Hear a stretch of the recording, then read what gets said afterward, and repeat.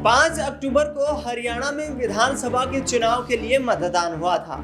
8 अक्टूबर को नतीजे सामने आए और 17 अक्टूबर को भारतीय जनता पार्टी की तरफ से नायब सिंह सैनी को हरियाणा का मुख्यमंत्री नियुक्त कर दिया गया। तीसरी बार भारतीय जनता पार्टी ने हरियाणा में सरकार बनाई है और सरकार बनाने के साथ ही ये दावा भी मजबूत कर दिया है कि हरियाणा अब एक मजबूत किला बीजेपी के लिए बन चुका है। ऐसे में नायब सिंह सैनी दूसरी बार हरियाणा की सरकार को चलाते हुए नजर आ रहे हैं। मुख्यमंत्री की जिम्मेदारी उनको दी गई। ऐसे में तमाम दिग्गज नेताओं की टिकट भी हरियाणा में काट दी गई और उसको लेकर के जमकर यहाँ पार्टी हाईकमान को विरोध का सामना भी करना पड़ा। लेकिन आने वाला वक्त बेहद दिलचस्प है, क्योंकि आने वाले वक्त में यहाँ पर चुनाव प्रचार के दौरान जिस तरीके की बयानबाजियां हुई थी, एक दूसरे पर आरोप प्रत्यारोप चल रहे थे, यहाँ जिस तरीके से नेता एक दूसरे पर हमलावर हो रहे थे, विधानसभा सदन में भी कुछ इसी तरीके का माहौल देखने को मिला। सीएम नायब सिंह सैनी पूर्व में मुख्यमंत्री रहे भूपेंद्र सिंह हुड्डा को निशाना बनाते हुए नजर आए, तो वहीं भूपेंद्र सिंह हुड्डा प्रदेश सरकार के पिछले 10 साल के कार्यकाल को नाकामी गिनवाते हुए दिखाई दिए। लेकिन बड़ा सवाल अब एक और खड़ा हो गया है कि ब्राह्मण चेहरों को लेकर के लगातार सरकार को में यहाँ पर सवाल उठ रहे हैं कि ब्राह्मण चेहरों का प्रतिनिधित्व कम नजर आ रहा है। ऐसे में रामविलास शर्मा, जो कि महेंद्रगढ़ से पूर्व विधायक रह चुके हैं, 5 बार महेंद्रगढ़ विधानसभा से चुनकर आए थे, हरियाणा सरकार में बड़ी जिम्मेदारी भी निभा चुके हैं, भारतीय जनता पार्टी के प्रदेश अध्यक्ष भी रह चुके हैं और हरियाणा में बीजेपी के बरगद कहे जाते हैं, उनकी विधानसभा चुनाव के दौरान टिकट काट दी गई। ऐसे में रामविलास शर्मा की जो टिकट काटी गई, उसके बाद अब राज्यसभा की उम्मीद बढ़ गई।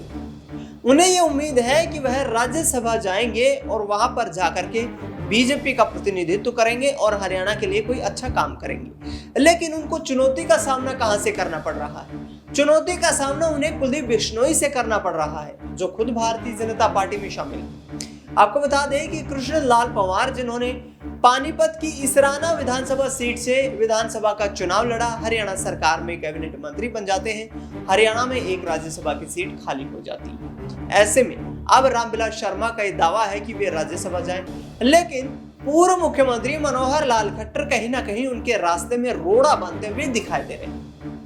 रोड़ा बनते हुए इसलिए नजर आ रहे हैं क्योंकि मनोहर लाल खट्टर और इसके साथ साथ राव इंद्रजीत सिंह के साथ मिलकर के तमाम ऐसे नेताओं पर रामविलास शर्मा ने आरोप लगाए हैं जिन्होंने उनकी टिकट काटने का काम किया।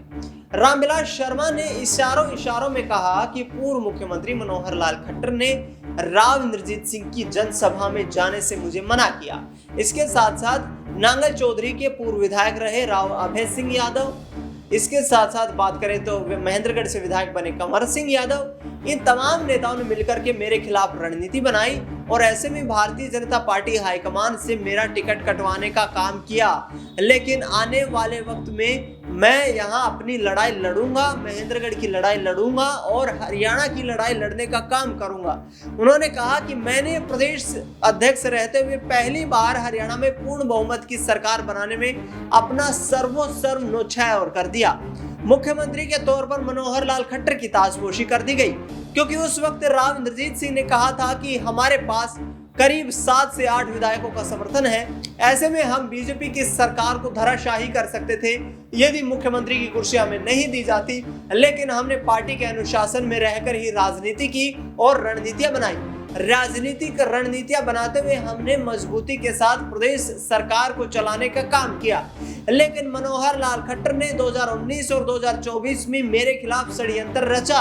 ये तमाम आरोप रामविलास शर्मा की तरफ से लगाए जा रहे हैं। आपको बता दें कि 2019 की तरह 2024 में भी तमाम दिग्गज नेताओं को हार का सामना करना पड़ा और इस वक्त देखा जाए तो हरियाणा में पूरा मंत्रिमंडल लगभग नया दिखाई दे रहा है, क्योंकि जिस तरीके से दिग्गज नेताओं को हार का सामना करना पड़ा, उसके बाद से यहाँ पर लगातार भारतीय जनता पार्टी फेरबदल करती हुई नजर आई। लेकिन रामविलास शर्मा का यह दावा करना कि वह राज्यसभा के लिए सबसे मजबूत कैंडिडेट है, क्या बीजेपी में बड़ी बगावत के संकेत हैं? क्या कुलदीप बिश्नोई जैसे दिग्गज नेता, जो कि 56 साल के अपने सियासी किले को ढहने के बाद अब राज्यसभा की तरफ से यहाँ पर जो है एक उम्मीद की किरण देख रहे हैं, उनको बड़ा झटका लगता हुआ नजर आएगा। कुलदीप बिश्नोई और रामविलास शर्मा में क्या आमने सामने की टक्कर दिखाई देगी, ये तमाम सवाल खड़े हो रहे हैं। आपको बता दें कि बीजेपी में इस वक्त कांग्रेस पार्टी से कई ऐसे नेता थे जो शामिल हो गए थे, जिसमें किरण चौधरी और श्रुति चौधरी का नाम भी शामिल है। किरण चौधरी को राज्यसभा सांसद बना दिया गया, श्रुति चौधरी हरियाणा सरकार में कैबिनेट मंत्री हैं। और ऐसे में लगातार ये सवाल उठ रहे हैं कि दिग्गज नेताओं की जो टिकट बीजेपी की तरफ से काटी गई है, क्या कोई बड़ी जिम्मेदारी यहाँ पर दी जाएगी। लेकिन रामविलास शर्मा और कुलदीप बिश्नोई के बीच जो अंतर देखा जाए वो ये है कि रामविलास शर्मा बीजेपी की शुरुआत से एक मजबूत कार्यकर्ता रहे हैं, जबकि कुलदीप बिश्नोई पूर्व मुख्यमंत्री चौधरी भजनलाल के परिवार से संबंध रखते हैं। पुरानी विचारधारा की बात करें तो कांग्रेस पार्टी से संबंध है। ऐसे में यहाँ पर कुलदीप बिश्नोई मात खाते हुए नजर आ सकते हैं और आगे आने वाले वक्त में रामविलास शर्मा का दावा मजबूत दिखाई दे सकता है। हालांकि कुलदीप बिश्नोई की मुलाकात दिल्ली में मनोहर लाल खट्टर के साथ हो चुकी है। मनोहर लाल खट्टर के साथ हुई इस मुलाकात के मायने यदि निकाले जाए तो ये मायने ये है कि यहाँ राज्यसभा की जुगत बैठाने में कुलदीप बिश्नोई जुटे हुए हैं। रामविलास शर्मा और मनोहर लाल खट्टर के राजनीतिक संबंध कुछ ठीक नहीं पाए जाते हैं और ये चर्चाएं पिछले करीब 6 सालों से चलती हुई नजर आ रही हैं।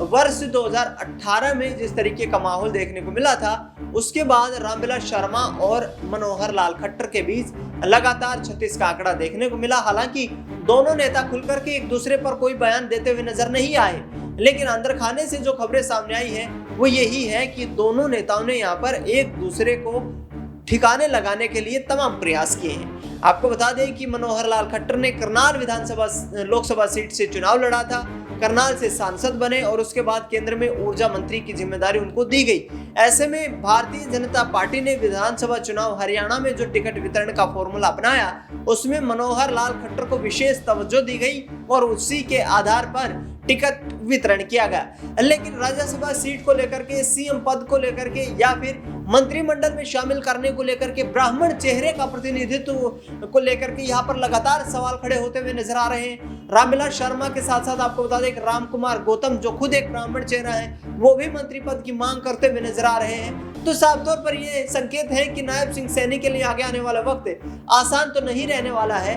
बीजेपी हाईकमान के लिए भी आगे आने वाला वक्त सिरदर्द बनने वाला है, क्योंकि यहाँ पर तमाम वर्गों को साथ लेकर के चलने की बात जिस तरीके से विधायक कर रहे हैं, पार्टी के नेता कर रहे हैं, पार्टी के कार्यकर्ता कर रहे हैं, क्या नायब सिंह सैनी उस काम को करने में कामयाब हो पाएंगे, बड़ा सवाल है। और इस बड़े सवाल के पीछे छुपी हुई है अंदर खाने की कलेशबाजी, यानी कि जिस तरीके से जो अंदरूनी फूट जो देखने को मिल रही है वो आने वाले वक्त में गले की फांस बन सकती है।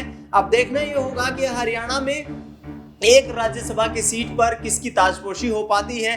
क्या यहाँ पर मनोहर लाल खट्टर की रिकमेंडेशंस के आधार पर कुलदीप बिश्नोई को राज्यसभा भेजने का काम किया जाएगा, या फिर रामविलास शर्मा का दावा मजबूत हो पाएगा, क्योंकि उन्होंने कहा है कि मैंने पिछले 45 साल तक लगातार पार्टी संगठन को मजबूत करने का काम किया है और इसी आधार पर मैं आगे राजनीति करता रहूंगा।